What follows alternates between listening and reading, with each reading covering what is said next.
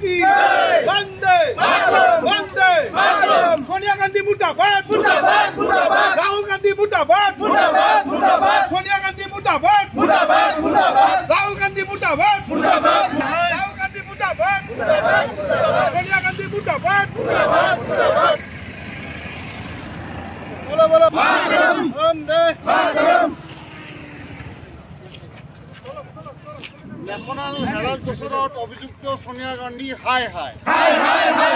National Herald গোচৰত অভিযুক্ত রাহুল গান্ধী হাই হাই ভারত মাতা কি কংগ্রেস দল হাই হাই কংগ্রেস দল হাই হাই সোনিয়া গান্ধী হাই হাই সোনিয়া গান্ধী হাই হাই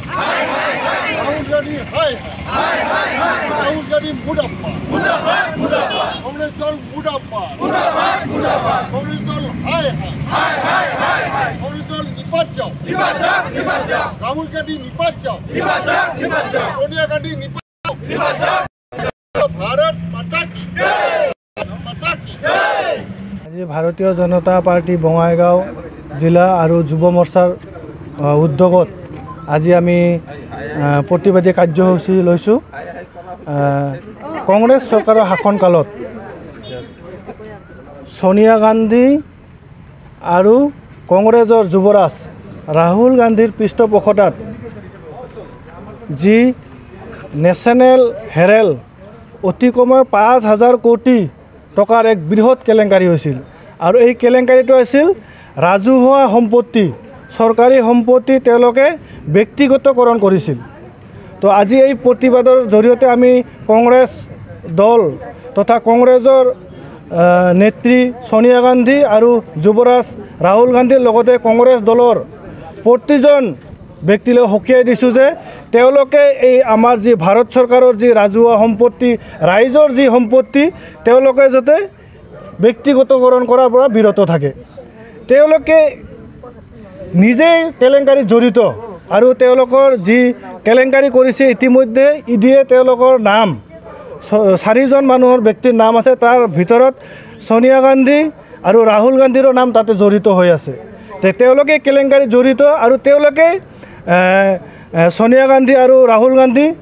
মানে কেলেংকাৰীত জড়িত নহয় বুলি তেওঁলোকে প্ৰতিবাদ কৰি আছে। সঁচাকৈ গণতন্ত্ৰৰ কাৰণে ইয়া বহুত লজ্জিত যে তেওঁলোকে কেলেংকাৰীত জড়িত আৰু কেলেংকাৰীত জড়িত ব্যক্তিসকলক বচোৱাৰ ক্ষেত্ৰত তেওঁলোকে ভূমিকা লৈ আছে। তো ইয়াৰ পৰা আমি বুজিব পাৰোঁ যে কংগ্ৰেছ দল সঁচাকৈ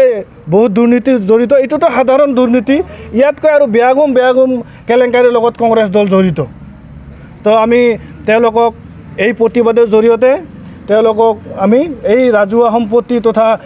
যি তেওঁলোকে দুৰ্নীতিৰ লগত জড়িত হৈ থাকে তেওঁলোকৰ যি নীতি আদৰ্শ মানে তেওঁলোকৰ নীতি আদৰ্শই দুৰ্নীতি বুলি ক'ব পাৰি, তেওঁলোকৰ যি কেলেংকাৰীৰ লগত জড়িত। তো আমি তেওঁলোকক এই কেলেংকাৰীসমূহৰ পৰা বিৰত থাকিবলৈ আৰু আমি যি ন্যায় ব্যৱস্থা আছে ভাৰতবৰ্ষৰ এই ন্যায় ব্যৱস্থাৰ ওচৰত আমি দাবী জনাম যে যিসকলৰ নাম এই চাৰ্জশ্বিটত উল্লেখ আছে আৰু যিসকলে এই ৫,০০০ কোটি টকাৰ যি নেশ্যনেল হেৰাল্ড কেছত তেওঁলোকৰ নাম সন্নিৱিষ্ট হৈছে তেওঁলোকক অনতিপলমে গ্ৰেপ্তাৰ কৰি জেল হাজতলৈ প্ৰেৰণ কৰিব লাগে।